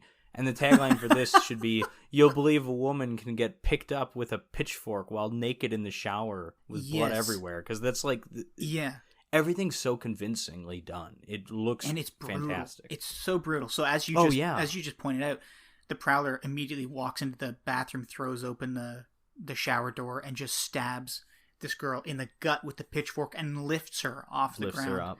And I will say this scene, it is brutal, and I wish this scene were shorter, because it's a memorable kill, because it's just weird. It's the shower. Every shower horror movie shower kill is an homage or a ripoff, whatever you want to say, of Psycho, right? Mm-hmm. But this is here. It's the 80s. We can actually show nudity. We can show a lot more blood than they did in Psycho. And it's like, I would have liked a tiny bit more restraint, maybe. But I mean, I'm impressed with this scene. But because it goes on for a long time, and it's reveling in just how good that effect is, it's just like, you see a lot of naked woman and a lot of like stabbing, and it's like, okay, because I loved the Linnea Quigley Silent Night, Deadly Night kill. I loved that. Like, that's fantastic. Because that was something new. Well, it's something new, but even though she's running around naked, or topless the entire scene, the actual like it doesn't dwell on the penetration for like a minute like it does here, you know, of the actual deer antlers. Yeah. That's relatively quickly done. I mean, he picks her up and then you see what they're doing and then they show the body. Like, it's pretty simple stuff compared to here. We see every freaking image we could possibly imagine seeing from this. And it's like, I could understand someone loving that. I could understand someone being like, no, this movie's not for me. Let me it's almost turn like this off. It's almost like it's filmed as like a serial killer's wet dream. You know, you want to see every angle. You want to see every like minor movement of that pitchfork in the body. And a lift. A little bit. And I think I don't disagree with you, but I want to give the movie some credit because it sounds like we're calling Joseph Zito and or Tom Savini massive perverts here, or serial killers even. And I don't think that's the case. I mean, it might be. Who knows? Tom Savini probably has killed at least one person in his life because he's Tom Savini. But the scene is so long, really, because the effect is so good. I mean, I think that's why, if the effect wasn't that good, don't get me wrong, this scene would have been really quick. But Joseph Zito does not want to cut away from how good these effects are and how incredible they are. And I think it become uncomfortable, at least this one does after a certain amount of time. But I also like a quicker death might be more effective in terms of just being scary. Maybe not disturbing, but that might, like, just timing wise, that might work a little bit better to be like, to make the scene scary. Because to me, the scene isn't scary. It's just incredible. And then after a while it becomes uncomfortable. Yeah, I do agree. I mean, it made me feel uncomfortable. I actually had, you know, as I usually do when I watch these things, I take some notes down. And I wrote, I'm looking at it right now. It says, something so brutal and scary about being killed in the shower, being naked and totally defenseless. And after a while, it just kind of creeps you out. You're like, okay, I'm done with this scene. Can we move on? Yeah, I agree with that wholeheartedly. I mean, the Psycho scene takes a long time too, but it's all the quick edits and everything. Yeah, I don't know. Yeah, this is not Psycho. It's not as classy. No. It's a lot sleazier, a lot more disgusting than Psycho. Well, right after this, we cut to somebody cutting this giant cake at the dance, and the only reason I'm bringing this up is because that's a fun edit. You know, but they missed a golden opportunity here, and it would have been a close-up of somebody stabbing a fork into a piece of cake and handing it to somebody, or somebody stabbing a fork into a piece of cake and eating it. That's what they should have done. I think it's less about that, because I think the next line is something like, there's someone at the dance, like on the microphone, he says like something like, "Are you guys all alive out there?" or something. There's like a line. Oh, like that was at the beginning. That was at the beginning with. That's the beginning of the movie. Okay, excuse me. At the dance, Pam's handing out punch, but she has to leave because punch gets spilled on her. So she heads home to the dorm, goes upstairs, and changes out of her wet clothes into something more, I don't know, dry. And unbeknownst to her, the killer is still in the bathroom. And there's this great scene where I don't remember what comes first, but the killer lays the rose on the friend in the tub that he's just fucking run through with his pitchfork. But then Pam comes in and she goes, "Hey, it's just me. I'm just going to close the door." And the camera's inside the bathroom. And when she closes the door, it's just covered in blood. I love that. And so she changes, heads out. And as she's leaving, she hears footsteps coming down the stairs. Yeah. So she turns around and looks up, and you just see this like scary, spooky-looking GI. And then she just takes off. I must say, I don't think this particular moment is done very well.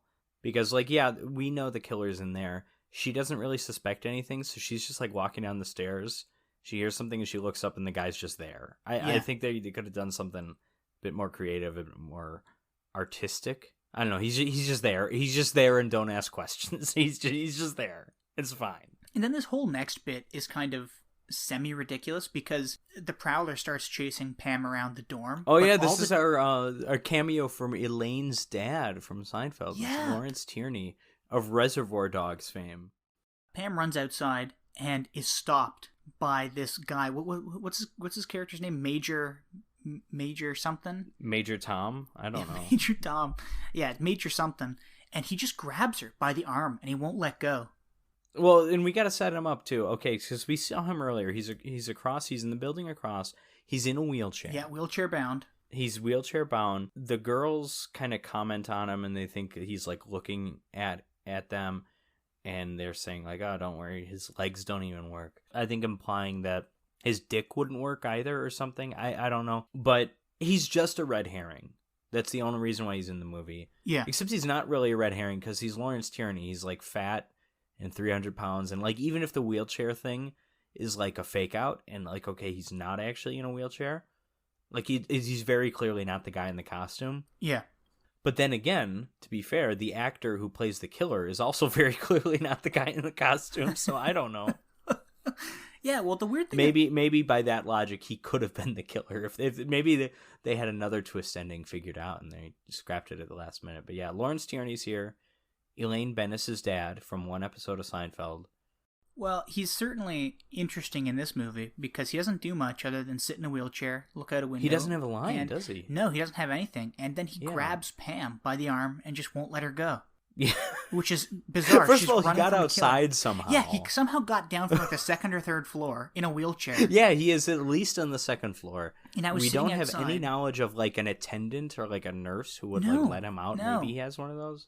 Yeah, and then then he tries to assault Pam somehow, and then she breaks free by taking her shawl off, and then she just runs away, and she runs into Mark, who happens to be at the dorm, and she's like, "Oh my God, there's a killer in there." And Mark looks inside and out, can't find anybody, and he also can't find the major. This is another sort of a red herring thing too, because like, oh, why is Mark there? Like, she just immediately runs into him. It's like there's a scene in Scream where someone runs into someone like right after the killer's there, and it's like, wait a second, why are you here? Getting back to this, Pam and what's his name, Mark, that's it, go into the major's house for some reason to find him. Because Pam's like, oh, he was outside here in his wheelchair. It's crazy. So Mark is like, well, let's go investigate his house. So they bust into his house and start looking around. And while Mark is looking around, Pam discovers this old photo album where she sees a photo of Rosemary. And she realizes that she was the daughter of the major and that she's photographed holding a rose. Which, yeah, I was going to say, could we make her like the... Yeah, no, I guess the age works out. I was thinking... Yeah, like, can we make a granddaughter maybe? But no, this is 40 years later. Yeah, this is, 40, it's 35 years later, whatever. Anyways, this is when Pam starts putting two and two together. She's like, oh my God, the guy who chased me and the disappearance of the major and the murders in 45, because the calling card was a rose, because she was talking about that at the beginning of the movie. She's like, they're all done by the same person. We got to go to the dance to warn everybody about this. And Mark is like, nah, I think it's the thief that's right. outside Well, of town. And here's the problem, though. I mean, yes, Pam is making these connections. Do we have any reason to make the connections other than, like, I get, okay, killer, Rose, but why is the killer come back? There's, like, no reason for that. Well, I guess the first dance, is just not, like, dances? I guess. So, look, the weird thing is, at the beginning, it was set up where Pam is a bit of a... the killer is John Lithgow from Footloose. The killer just hates those dances. Yeah. Yeah, well, it's set up at the beginning that Pam wrote like an article for the local paper on the murderer and the murders in 45 because the first dance in 35 years is being held. But like, I don't know what again, as you said, it's spoilers, the sheriff, I don't know what the sheriff has against dances. I can understand him murdering the woman who broke up with him while he was overseas, but like, what's his issue with dances? So anyways, they go to the dance. The issue is Tom Savini, Joseph Zito want to kill some people. Yeah. We don't need a plot. Do you think they're all actually dead? Like it wasn't, like it wasn't dummies? Well, I know, Vicky Dawson, the lead character here, who, she doesn't die in the movie, but she is that first degree of famous. She's in that first tier of fame where she does not have a Wikipedia page. Wow. So I don't know. Every dead. Yeah, exactly. That's what I'm going for. I didn't bother looking her up on IMDb to see if she is alive or if that she lived after 1981 when this movie was made. Mark and Pam get to the dance. They warn Allison, this woman Allison, who's like the chaperone, and she heads up onto stage and she tells everybody, don't leave the building because there's a prowler on the loose and we don't want you to leave the building. But while she's doing that, one of Pam's friends, Lisa, she's already left the building. She's having a dip in the pool while her boyfriend is puking his guts up in the bathroom because he's drunk. And yeah, that's a weird bath. There's just too many people. Too many dudes hanging out. What's too going many on? People on screen in that bathroom I know, scene. There's like 10 of them. It's like, well, first of all, no one's following the urinal rule. Yeah, you're right. You're right. The unwritten law of urinals, unless you are at a very crowded event, which maybe this dance qualifies, but I'm thinking more like NFL game and it's halftime and the bathroom's like crowded, then sure, you'll go. But for those of you women listening who are nobody, but there's an unwritten law amongst men in that if there is not a divider between urinals, you do not take the one that is next to someone unless super crowded event. Yeah, and you really got to go. MLB game, NFL game, something like that. Yeah. It's because men are incredibly insecure, if you were wondering. But, which bathroom would you use? Would you rather be next to somebody at a urinal in this movie, or would you rather be in that disgusting... Stabbed in the shower? No, I was going to say, or would you rather be in that disgusting... outhouse of a building? Outhouse that was connected to the building in the beginning of Friday the 13th. Yeah, that guy didn't even get a chance to wash his hands after, but then again, just looking at him, he wasn't going to. Well, back to Lisa, because she's just playing around in the pool, and the Prowler jumps into the pool. No, he's standing there. Oh, that's right, I love this. He's standing there. She goes to climb out of the pool, and he boots her in the face, and she falls back into the pool. Then he jumps into the pool, and he just slits her throat. He's kind of holding her down and slits her throat and just holds her under the water until she stops moving. And Allison, the chaperone who had just told everybody to stay inside, she makes her way out looking for Lisa, and she is also cornered by the Prowler, and I think she gets a knife through the back of her neck. Isn't that it? Yeah, I mean, yeah, it's like, it's the bayonet over and over again, I think. Yeah, you're right. It's the same weapon, but I think it goes through the back of her neck again, a la Kevin Bacon, a la pregnant woman in Friday the 13th Part 3. Debbie does Dallas. Yeah, Debbie does everyone. Debbie does Andy. Yeah, but Debbie doesn't do Shelley. Yeah, so while that's going on, Mark and Pam have left the dance with the drunk boyfriend, and they've put him in the drunk tank for the night. They think it's a good idea to go back to the Major's house to check it out again, when this, convenience store owner, this general store owner, comes up and says, "Hey, Mark, there's some kids fucking around in the cemetery. How come you're not doing anything about it? Go over there and see what they're doing." So he goes, "Okay." Him and Pam head over, and it turns out that... There's no plot. Goes from scene to scene. I know, exactly, It's like we've got a scene away from the dance, we've got a scene back at the dance. We've got a scene That's away exactly from it. And it's all just filler stuff. You're right. Who cares? So let me just say... It's nonsense. You're right. It's nonsense. So but it's good cemetery. Nonsense. Well... It's nonsense I appreciate. I guess. It's nonsense I can get behind. Well, they go to the cemetery, and somebody's dug up a body, and then they open the casket, and it's Lisa, right? She was just murdered in the pool, and she's dead there. I told you, I don't know any of the names. Oh, that's right. Okay, you're right. And so then Mark is like, "Oh my god, this is crazy. Let me go back to the station and see if they caught that other Prowler, that thief. Oh, they did. 3 hours ago. He couldn't have possibly murdered Lisa. And there's a rose here? Oh my god. It must be the Prowler from 1945. Yeah, and first of all, the thief, because we've heard a little bit about him. The sheriff mentioned him.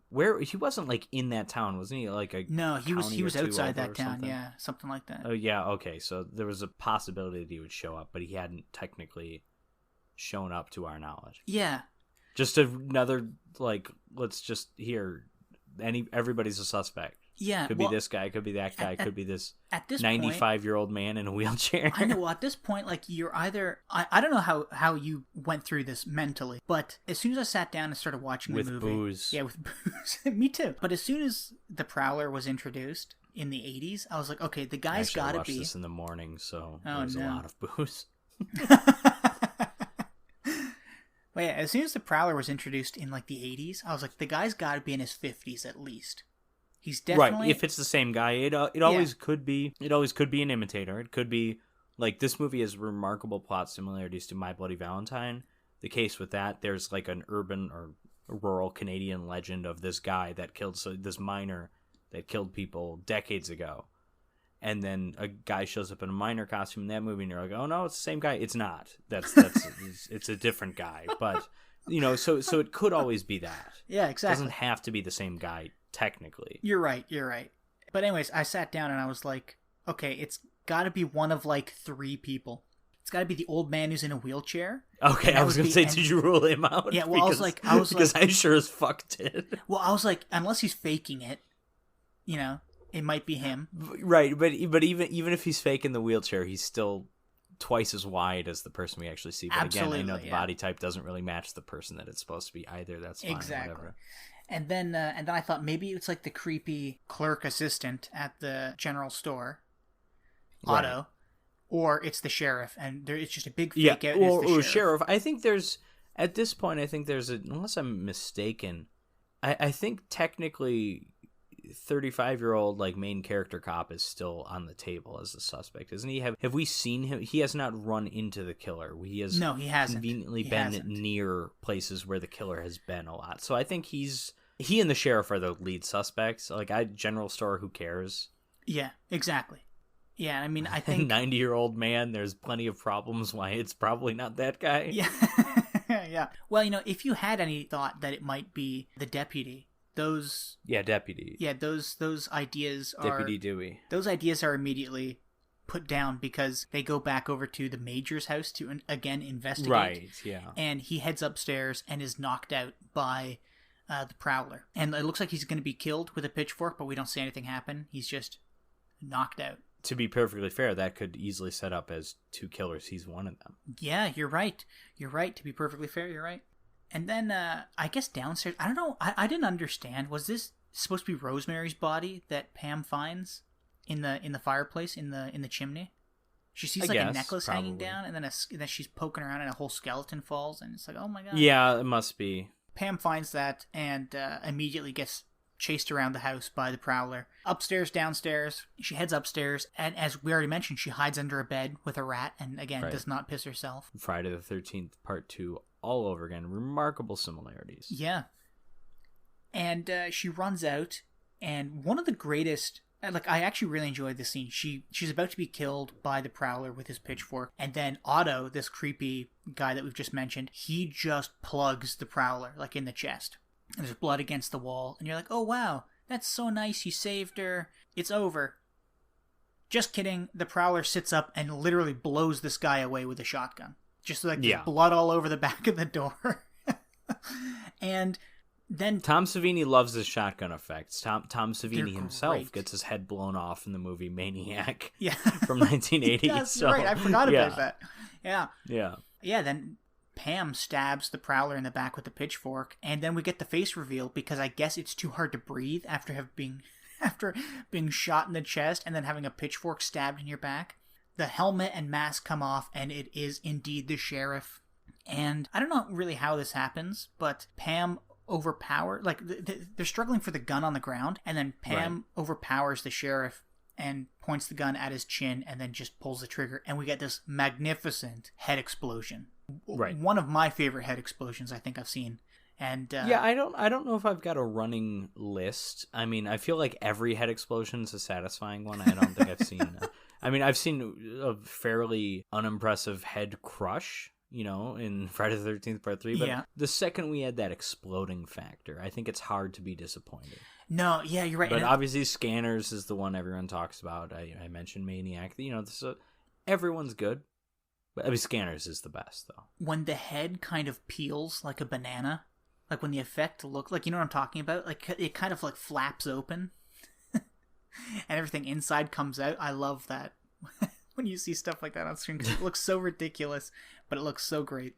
Oh, another Tom Savini shotgun effect is the Dawn of the Dead. That's what someone gets their head blown off. Yeah, at the beginning, right? Yeah. And that it's not the opening scene, but it's early in the movie in the little raid on the Puerto Rican apartment complex or whatever. I will say that one doesn't look nearly as good as the Prowler one, but the prop is just bad. Yeah, but it's fun. Because isn't it Tom Savini's head or something like that? No, it's the lead actress's head. You're right. Because originally, in the original version of that movie, they were going to kill her in a... Well, I guess they don't kill her in the movie, but they were going to kill her in a way that used a prop head. Yeah. So they just painted brown and put a mustache on it or something. Great stuff. Seamless, absolutely. Yeah, so that's pretty much the end of the movie, but the actual ending is pretty strange, because it's the next day Mark takes Pam back to her dorm, and she goes upstairs to find the bodies of Sherry and Carl. And Carl's hanging there in the shower, and the tub is overflowing, Right. Yeah, because it's weird, because usually in these slasher movies, when someone gets killed early in the movie and the final girl doesn't see it, the body will show up later. And we didn't do that yet in this movie. So it's weird, kind of, there's no, like, closure is not the right word, but she never sees what happens to her friends, I guess. Yeah. So she goes upstairs and the body of Carl just kind of lunges towards her and like grabs her shirt or something. And she pulls away and she's screaming. Then she opens her eyes and it's kind of like a hallucination. But the weirdest part about all of this is that it's in like the last... Friday the 13th thing. Well, yeah, but it's in like the last minute of the movie. And there's like this quiet, peaceful music playing all over it. And at no point the original Friday the 13th did the exact same thing. They had like the calming music. Exactly, yeah. But I was just going to say, like, it's I don't know, it's just weird for this movie, you know? I expected a musical sting, but you're right. It ends. Yeah. And that's the Prowler. That last scene, that has to be a Tom Savini thing, because he was, I think, the one that kind of insisted. I don't know if he literally came up with the Jason jumping out of the boat, but he insisted Friday the 13th had to end on something like that. Mm-hmm. And because his frame of reference was the movie Carrie. Like, when that movie's all done, someone is placing flowers on Carrie's grave, and then Carrie's hand reaches out and grabs it, and then that movie ends. And he's like, that was so awesome, we need to do that. And so this is that. Every Friday the 13th movie, every single one ends with that. So yeah, I mean, you'd see it in other movies too. What's that movie with the slasher movie where the guy jumps out of a snowman at the end? Oh, that's a movie. Yeah. It's the one. It's like the one where he kills people at a ski lodge. I can't remember the name of it. Jack Frost. No, I don't know. No.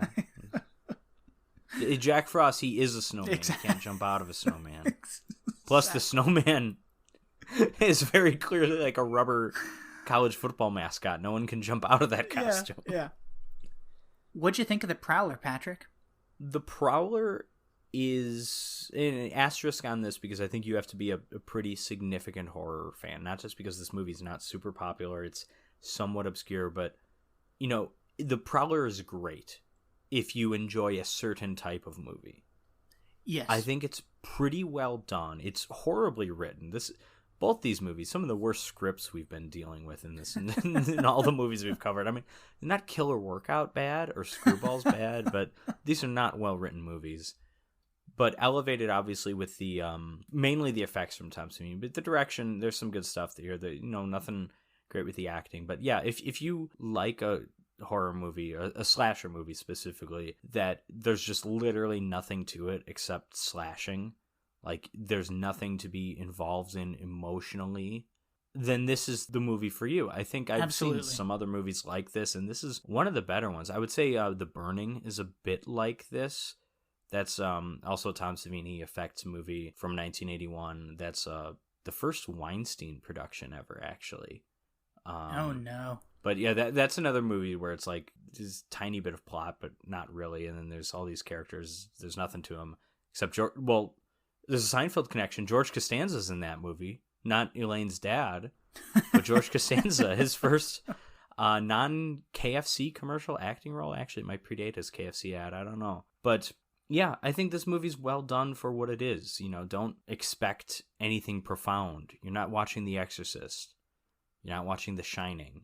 You're watching something better than The Shining, to be honest. No, I enjoy it more than The Shining. I'm not going there. I'm not going all the way there. But yeah. Now, is this the first time you've seen it? No. I've seen it before. Joe Bob Briggs hosted it for, I think his first marathon thing that he did for Shudder, the 24-hour marathon. That was the first time I would have seen this. And I think it was the only time I saw it. This might be just the second time I've seen it. But yeah, I like it. I like it a lot. Yeah, I feel the same way. This is the first time I've seen this, much like with almost every other movie on our podcast.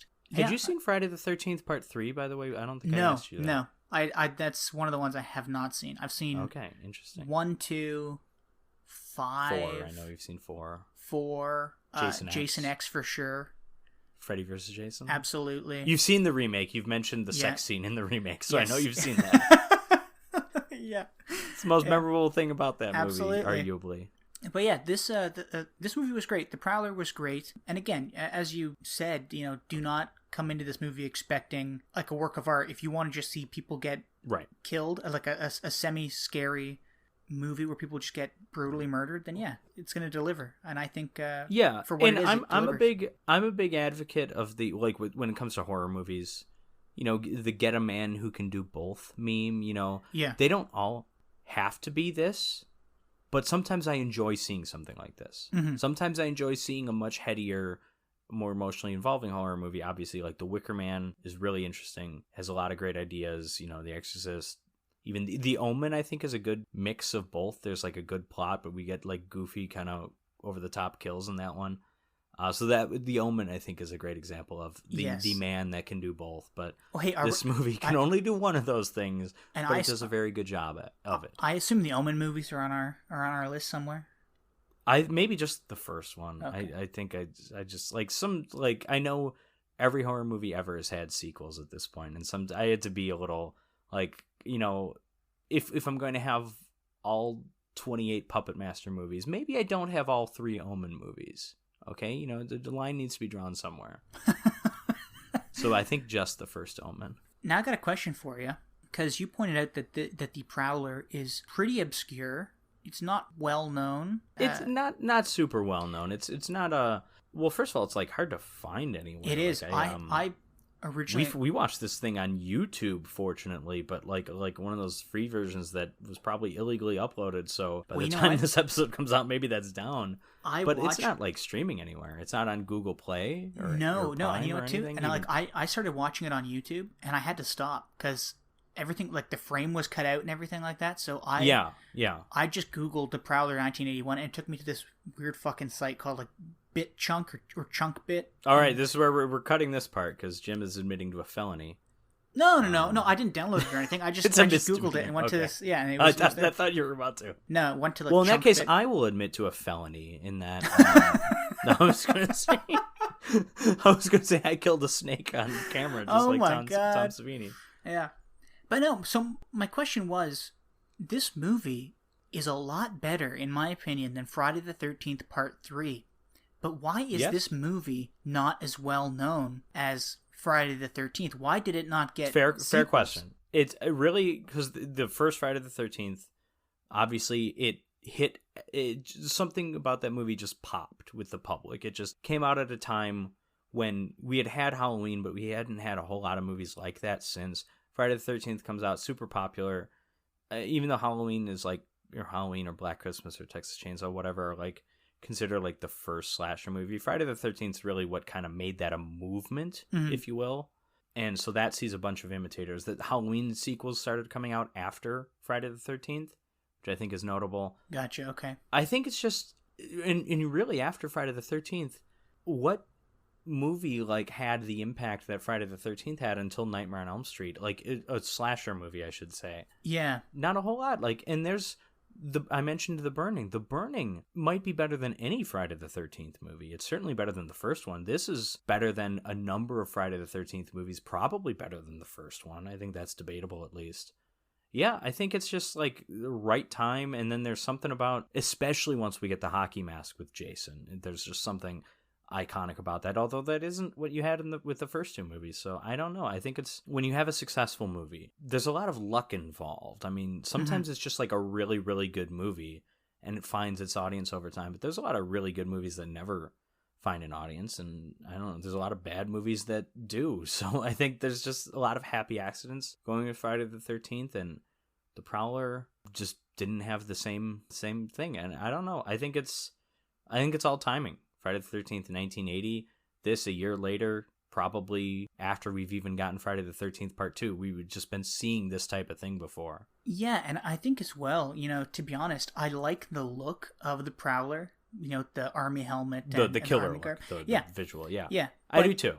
But I don't think the American GI is... Ever looked like that? Well, no, I see what you mean. Yeah, well, I was going to say, like... I see where you're going. The American GI is too almost, like, patriotic of an image to make it look hey really listen, we've had Uncle creepy. Sam killer movies. It's happened. I haven't seen them. I know they're out there.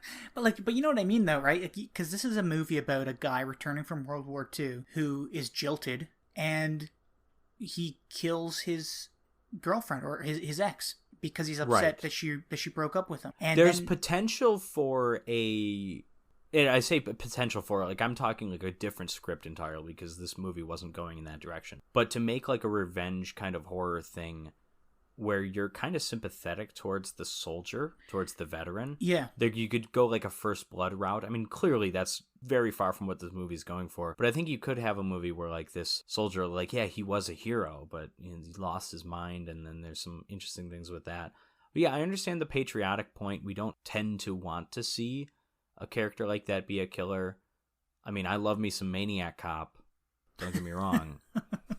Yeah, I see what you mean. But Jason, there is literally nothing to Jason. And somehow we can make that scary.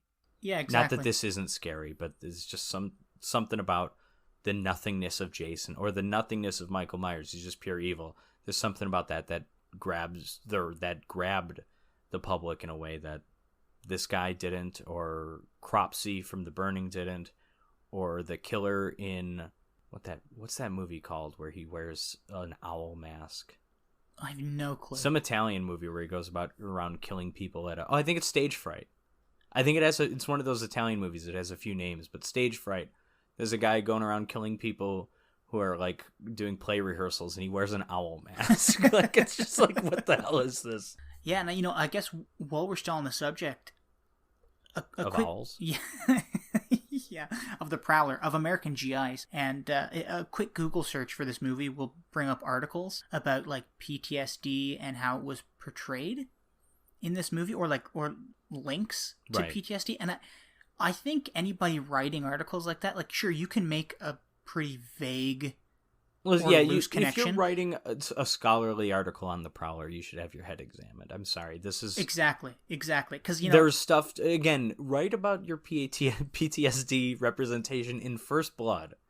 Exactly. Do not write about it with the Prowler. Yeah, because I don't think there's much under like even the Rambo sequels we're abandoning all like connection with that shit. Yeah. It's just an action movie. Yeah, and you know what the Prowler is? Nothing. There's nothing under the surface. It is just surface level, and that is it. It is a slasher movie. The Prowler is one of the most direct movies you will ever see. Yes, absolutely. Absolutely. It is uncomplicated in every capacity. It is what you think it is. To paraphrase the great Denny Green, you're not a football guy. You don't get that. That's fine. No. I'll trust you though. Denny Green is the Arizona Cardinals coach who they just lost a game to the Bears, who were having a very good year. And afterwards in the interview, they were asking him like, "Oh, so what did you think? The Bears are really good." And he's like, "Fuck it, they were who we thought they were, and we let them off the hook. We could have beat them. We're not going to crown these guys. They're not that much better than us. We were beating them, and we just let them beat us." Yes, wow. The Prowler is who you think it is. Yeah, and I think that's a great spot to leave it for the Prowler. It is what it is. It is what you think it is. So, it sounds like we know the answer to this question, but Jim, which of these two movies do you prefer? Definitely the Prowler, and Prowler big time. Yeah, I don't think there's any need to get into it. I am pro Prowler. Pro Prowler. Yeah, me too. Pro Prowler. So, Jim, how do you think this works as a double feature? I actually think it works great as long as Friday the 13th comes first, because this is one of those rare instances where a Friday the 13th movie is not as gory or nudity heavy as the other movie. It's a lot. It's the blood. There's blood, there's violence, there's killing, but the killings are a lot sillier in that movie. They're a lot more brutal in this, and some of that's just the effects, the quality of the effects. Some of it, I think, is the way the movie's shot. Mm-hmm. But yeah, I agree as well. Excellent double feature. We're two similar movies, both slasher movies from within a year of each other. A lot of Friday the 13th connections with the Prowler, not necessarily connections to this movie, but connections to part 3, but connections to the first one and the fourth one, and I guess the second one because they rip off the climax. They don't rip it off, but the exact same climax. So this has similarities to every movie but part 3, I guess. Yeah, and maybe that's why it makes it better. Yeah, well, maybe they're stealing from the better Friday the 13th movies. Excellent double feature. If you're a big slasher fan, which I am, these are both essential films. Even though I don't think Friday the 13th Part 3 is great, you kind of have to see all the series Yeah, it's a prerequisite. Not because you for need sure. to see this one to know where the story goes. There is no story. I'm just saying, like, as it's a rite of passage to watch all those movies. And then the Prowler is a bit more of an obscure pick, but it's essential viewing for if you like these kinds of movies. And it's definitely worth the effort it takes to find it online to watch. Okay. Yes. Please do not commit any felonies when watching this film, though. No. We'll say that. So, speaking of felonies, next week we've got Halloween 2 from 1981, another slasher film, lots of kills in that movie, lots of Jamie Lee Curtis sleepwalking through her role, so that ought to be exciting. We also have The Stuff from director Larry Cohen, which is like this weird kind of horror sci-fi. I don't know if I'd call it a horror comedy, but it's definitely satirical. The Stuff? As are most of Larry Cohen's films. But yes, that's an interesting double feature coming up. I will be joined by a good friend Josh from that. He covered the original Halloween with me back in the start of the season. I was going to have you on that episode, Jim, and I was going to have Josh on something later, but then I re-listened to the Halloween episode and it's like, oh yeah, he did definitely say he wanted to come back for Halloween too, so I don't think I can that's okay. deny he can him have this it. privilege. He can have it. Right. I mean, it's not as good as Halloween 1, but you already didn't cover that one with me. So, anyways, Halloween 2 and The Stuff, a couple of 80s horror classics. The Stuff, another Joe Bob Briggs Shudder-hosted movie as well. So, anyways, check us out. Be sure to come back next week. Check out our Patreon, patreon.com/Revenge of the Drive-In, Twitter @DriveInPodcast. Come talk to us. If you want a warrant for Jim's arrest for torrenting the Prowler, send us questions, concerns, complaints, all about me to Patrick. Absolutely, on Twitter. yes. Well, I mean, plenty of complaints about me, I'm sure. Anyways, Jim, thanks for joining me. Patrick, thanks for having me. In a couple of weeks again. Yeah, buddy, I'll see you when I see you. And audience, you'll listen to me when you listen to me. So there. Right. Yeah. Actually, the next episode after Halloween This Stuff, I'm rejoined by Feck from our Grizzly Vice Academy episode because we are covering Ghoulies for that one. Just a heads up.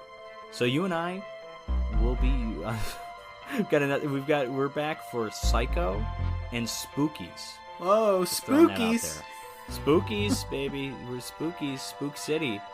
Spook it up. And then another Hitchcock, more shower deaths. Okay, that's all of our episodes are going to involve people getting killed in the shower, I guess, from now on. Because I like it. Yeah. Yeah, well, all right. Take care, everyone. Bye for now, everybody.